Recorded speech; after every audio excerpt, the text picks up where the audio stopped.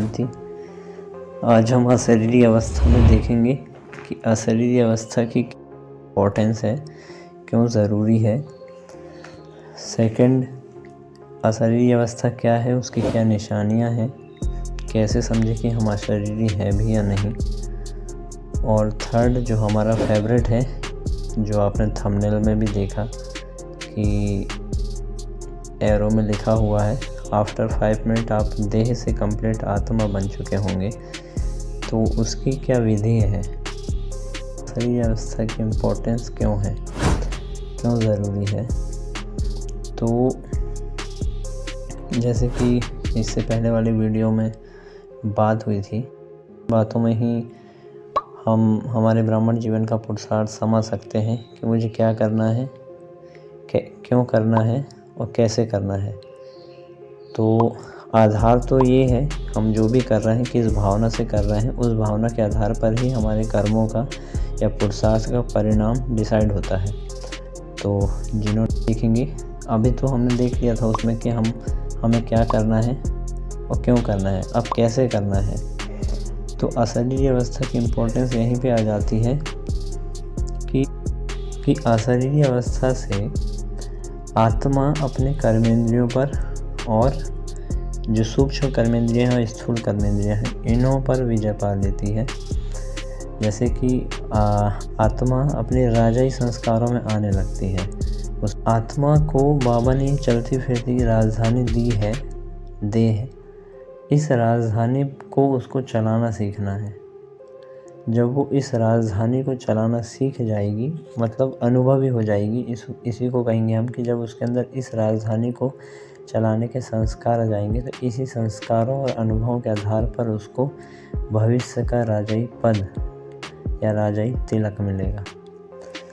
तो अब हम देखते हैं कि अभी ये तो हो गई भविष्य की बात, अभी पुरुषार्थ में उससे हमें क्या फ़ायदे होंगे, क्या चेंजेस होंगे, वो हम देखेंगे। अशरीरी अवस्था से पहला कि जब मैं आत्मा अपने देहभान से पूरी तरह शिफ्ट हो जाती हूँ, अपने रियल कॉन्शियसनेस में आ जाती हूँ, तो उस कॉन्शियसनेस में आने के बाद मेरे अंदर कोई डर, चिंता नहीं रह जाती है, कोई जिम्मेवारी का बोझ मुझे फील नहीं होता है। आत्मा अपने आप में बहुत ज़्यादा आत्मविश्वास से और शक्ति से भर जाती है। उसके अंदर कोई डाउट नहीं बचता है, संभावनाओं का अस्तित्व नहीं रह जाता है कि ये हो पाएगा या नहीं हो पाएगा, क्योंकि ये सब संभावनाएं ये हमारी मान्यताओं के आधार पर बनती है। मान्यताएं बनती हैं देह के कारण। जब आत्मा देह के कांटेक्ट में आती है, जैसे जन्म होता है, तो फिर उसकी वहाँ से मान्यताएं, बिलीफ सिस्टम बनना स्टार्ट होते हैं। तो आत्मा की बुद्धि के ऊपर ये लेयर है, देह भान की, ईगो की, तो बिलीफ सिस्टम की, और यही लेयर हमारी बुद्धि को खुलने नहीं देती हैं, उसकी लाइन क्लियर नहीं होने देती हैं। तो ये लेयर के कारण ही हम कोई ज्ञान के पॉइंट सुनते हैं, बोली सुनते हैं, तो इनसे फ़िल्टर होकर वो अंदर जाती है। यदि हमारी बिलीफ सिस्टम की लेयर बहुत कमज़ोर है, तो वो पॉइंट बाबा बोल रहा है तुम्हें नंबर 1 में आना है, लेकिन अंदर से आएगा कि हम कैसे जाएंगे, अभी तो इतने बड़े बड़े महारथी हैं।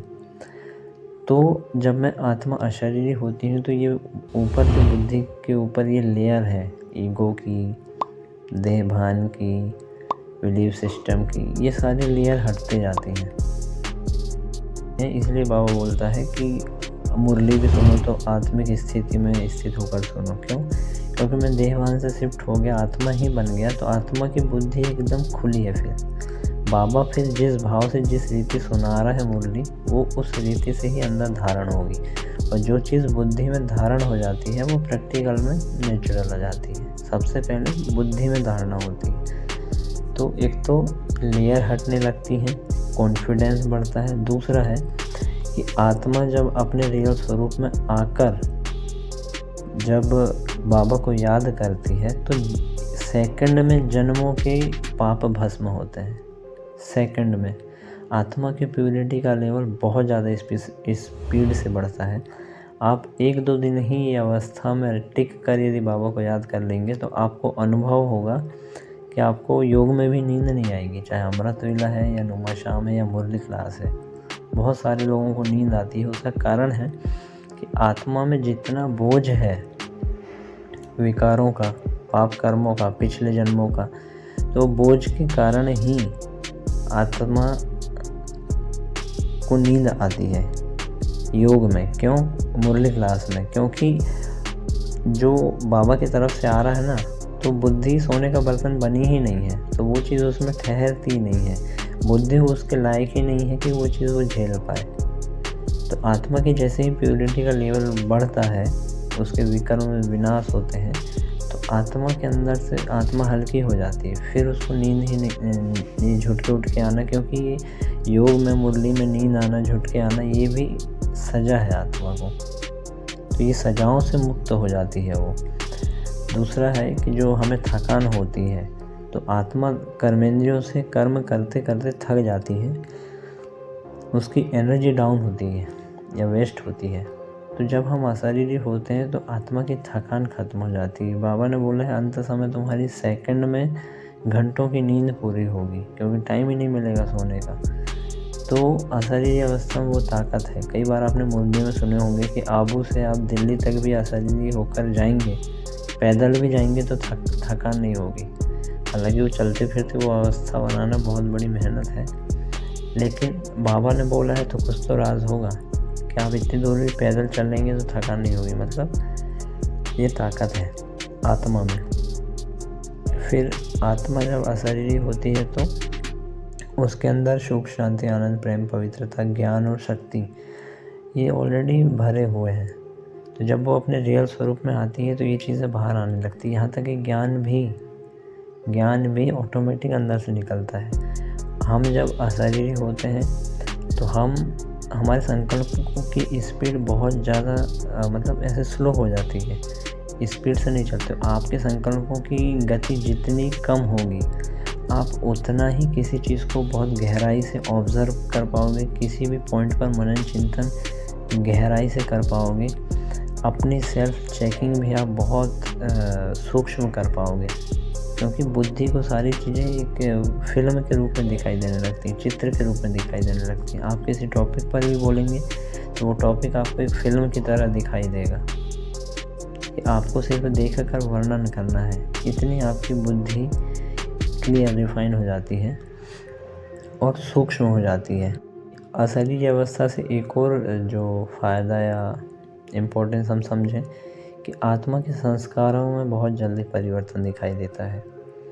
आपने देखा होगा कि काफ़ी लंबे समय से हम ज्ञान में चल रहे हैं, लेकिन चेंजेस नहीं आता है जीवन में। कारण है क्योंकि आत्मा अपने रियल कॉन्शियसनेस में आ ही नहीं पा रही है अच्छे से, और बाबा की शक्तियाँ उसके अंदर ही नहीं जा रही, क्योंकि देहभान बाधा है बाबा और मेरे बीच में। उसकी शक्तियों को मुझ तक पहुँचने में वो बाधा पैदा करता है। तो वो उसके कारण ही आत्मा में न ताकत आती, ना आत्मा के विकर्म विनाश होते हैं, तो संस्कारों में परिवर्तन भी नहीं दिखाई देता है। तो बहुत सारे कठोर संस्कार इस अवस्था में आने से और याद करने से बाबा को, जैसे कि पत्थर भी पानी की तरह पिघल जाता है, और हमारे अंदर शुभ भावनाओं का स्टॉक बहुत ज़्यादा जमा हो जाता है। मतलब किसी के प्रति कोई हमारे साथ गलत भी कर रहा है, हमने उसके साथ नहीं किया है, लेकिन कोई हमारे साथ जानबूझकर भी कर रहा है, अनजाने में भी कर रहा है, हमारे साथ गलत कर भी रहा होता है, तो भी हमारे अंदर उसके प्रति हमेशा उपकार की ही भावना रहेगी, कभी उससे घृणा, नफरत नहीं होगी। और इसको बोलते हैं हर एक के प्रति शुभ भावना आना, मतलब इसको बोलते हैं वृत्ति की पवित्रता। इससे हमारी पवित्रता समझ में आती है हमें कि जितना जितना वृत्ति पवित्र होती जाती है, उतना उतना हर एक के प्रति मेरा दृष्टिकोण पॉजिटिव और शुभ भावना, शुभकामना से संपन्न होता जाता है। और आप पाओगे कि आपका खुशी का लेवल, संतुष्टता का लेवल बहुत ज़्यादा बढ़ जाएगा। आत्मा एकदम संतुष्ट हो जाती है हर एक चीज़ से। फिर आनंद की अनुभूति, जो अतीन्द्रिय सुख का गायन है, इस अवस्था में आने से आपको एहसास होगा कि वाकई में अतीन्द्रिय सुख क्या है। अब हम सेकंड टॉपिक आते हैं कि अशरीरी अवस्था है क्या। अशरीरी अवस्था की निशानी क्या है? तो जब हम आत्मा अशरीरी होती है तो उसको वही पहचान जो अभी तक वो फील कर रही थी वो उसको पराई लगने लगती है। जैसे कि फॉर एग्ज़ाम्पल आप अभी जिसकी आवाज़ सुन रहे हैं उस देह का नाम है शेखर। तो अब मैं आत्मा जब अशरीरी होती हूँ तो ये जो शेखर है ये मुझे यही पहचान मुझे पराई लगने लगेगी कि मैं कोई और हूँ और ये कोई और है। ये आवाज़ भी किसी और की है, ये नाम भी किसी और का है। देह भान में बहुत सारी चीज़ें आती हैं ना, हमारी आवाज़ है, हमारी फिज़िकल बॉडी, फिर हमारा लौकिक धर्म, नाम, रूप, देश, संबंधी, फिर उसकी पोस्ट, पोजीशन, काम काज, जिम्मेवारियाँ, ये सारी चीज़ें देह से मैटर करती हैं। और दिन भर हमारे जो भी संकल्प चलते हैं वो सभी इन्हीं चीज़ों के लिए चलते हैं। संबंधों में, जिम्मेवारियों में, चिंताओं में, भविष्य की चिंता भी इसी के कारण हो रही, देह के कारण। ठीक है, किसी ने कुछ बोल दिया, हर्ट हो गया, तो अब उसने बोला है तो आत्मा को तो हर्ट होने की ज़रूरत ही नहीं है, क्योंकि ना उसके कोई इंसल्ट कर सकता है, ना उसको कोई कुछ बोल सकता है, ना उसको कोई कुछ कर सकता है। लेकिन चूँकि हम रोल कॉन्शियस हो जाते हैं कि मैं ही शेखर हूँ, तो फिर उस रोल को कुछ होगा तो फिर मुझे भी मतलब मैं उन संकल्पों का स्वरूप बन के फिर मैं उन चीज़ों को भोगने लगूंगी, फिर तकलीफ़ मुझे होगी। लेकिन मैं आत्मा शेखर से अलग हुई तो अब रोल के साथ जो भी हो रहा है उससे मुझे कोई प्रभाव नहीं पड़ेगा, उससे मुझे कोई प्रभाव नहीं पड़ेगा। इसलिए व्यर्थ संकल्प चलने भी खत्म हो जाते हैं और हर्ट होना भी बंद हो जाता है। क्यों? क्योंकि वो सामने वाले का, फिर मुझे सामने वाले का भी रोल दिखाई देता है। मैं उसको भी रियल कॉन्शियसनेस में देख रहा होता हूँ कि वो आत्मा है, उसको ये स्क्रिप्ट मिली हुई है जो प्ले हो रही है, और मुझे भी जो स्क्रिप्ट थी वो प्ले हो रही है। दोनों निर्दोष हैं। तो हम इस अवस्था में आ जाते हैं कि ड्रामा कल्याणकारी है, दोनों निर्दोष हैं, हम आत्मा भाई हैं। तो फिर मुझे हर्ट होने की ईगो ही नहीं बचता है ना फिर, क्योंकि ईगो का कारण ही है कि जब आत्मा देह के अटैचमेंट में आती है तो वो ईगो कहलाता है। अटैचमेंट ख़त्म, ईगो ख़त्म, तो मेरी तकलीफ़ ही ख़त्म हो गई ना। फिर इस अवस्था में मुझे ये भी एहसास होता है कि अब मैं वो नहीं रहा जो पहले था। तो आत्मा को उसकी, जैसे देह का तो विनाश होगा, देह विनाशी है, लेकिन आत्मा का ना जन्म हुआ है ना वो मृत्यु को प्राप्त करेगी, वो तो अजर अमर अविनाशी है। तो उसको इस अपने अनंत की गहराई का अनुभव होता है और वो सारी जिम्मेवारियों से जैसे मुक्त हो गई तो एकदम हल्कापन फील करती है कि मतलब एक अवस्था ऐसी आ जाती है उसमें कि आप चाहकर भी कुछ सोच नहीं पाते हो, क्योंकि अभी तक मैं जो भी संकल्प क्रिएट कर रहा था वो हर एक संकल्प शेखर क्रिएट कर रहा था, मतलब मैं शेखर समझ के क्रिएट कर रहा था। शेखर के बहुत सारे विस्तार हैं, शेखर का तो जितना कुछ ये देह की दुनिया, ये सब शेखर के विस्तार है।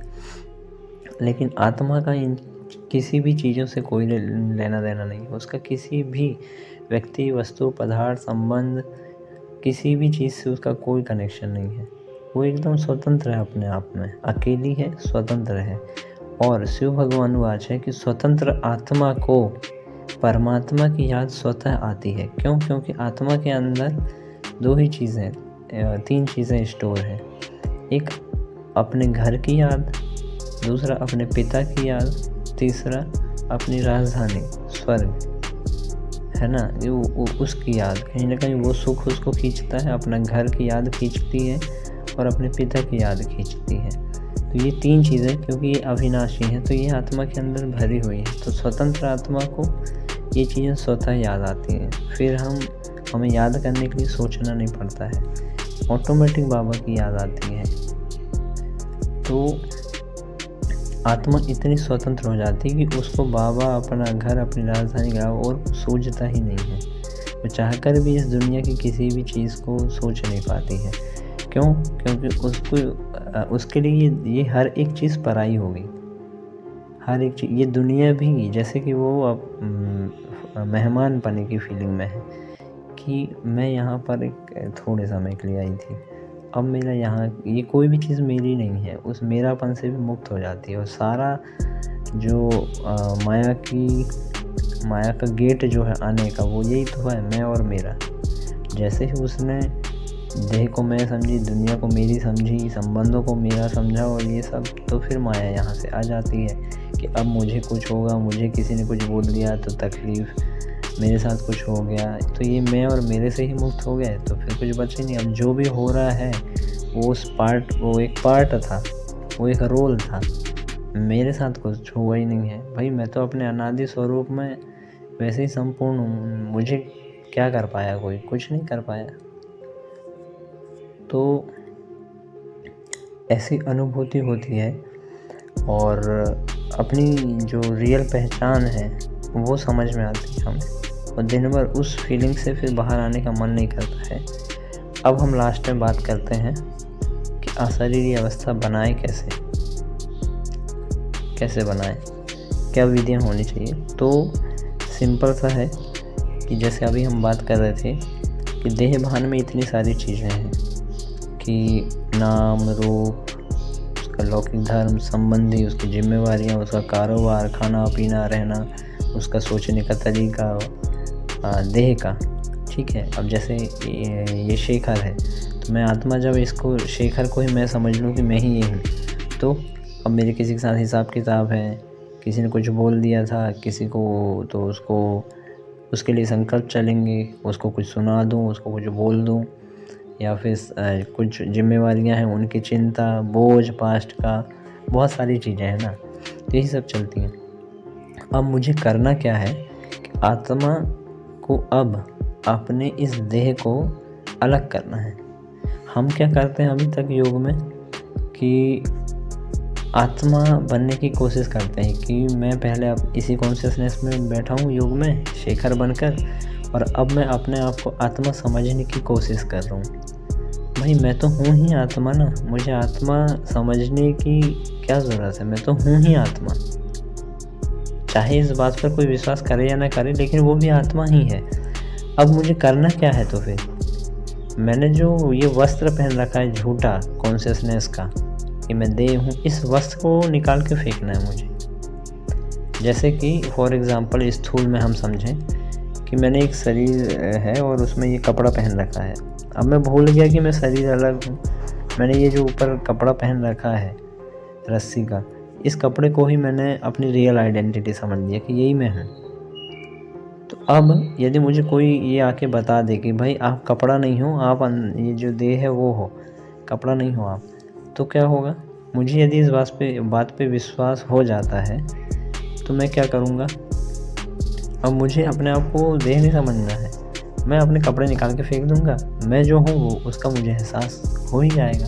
तो हमें भी यही करना है कि कपड़े को अलग करना है अपने आप से, और कपड़े को अलग करना मतलब इस देह को अलग करना मतलब बुद्धि से जो कॉन्शियसनेस में एक एक चीज़ें बैठी हुई हैं देह से संबंधित, उनको शिफ्ट करना है। कैसे करना है कि अभी तक मैं जो संकल्प क्रिएट कर रहा था, सारा खेल संकल्पों का है, तो वो संकल्पों में कहीं ना कहीं देह मैं बन के बैठा है। अब उस मैं को शिफ्ट करना है, तो उसके लिए सबसे पहले अपने देह को सामने देखो, जैसे हम आईने में देखते हैं ना अपने आप को सामने, तो ऐसे ही मैं आत्मा अब इधर साइड हूँ, पॉइंट ऑफ लाइट, मेरे सामने वो देह है जिसमें थोड़ी देर पहले मैं थी।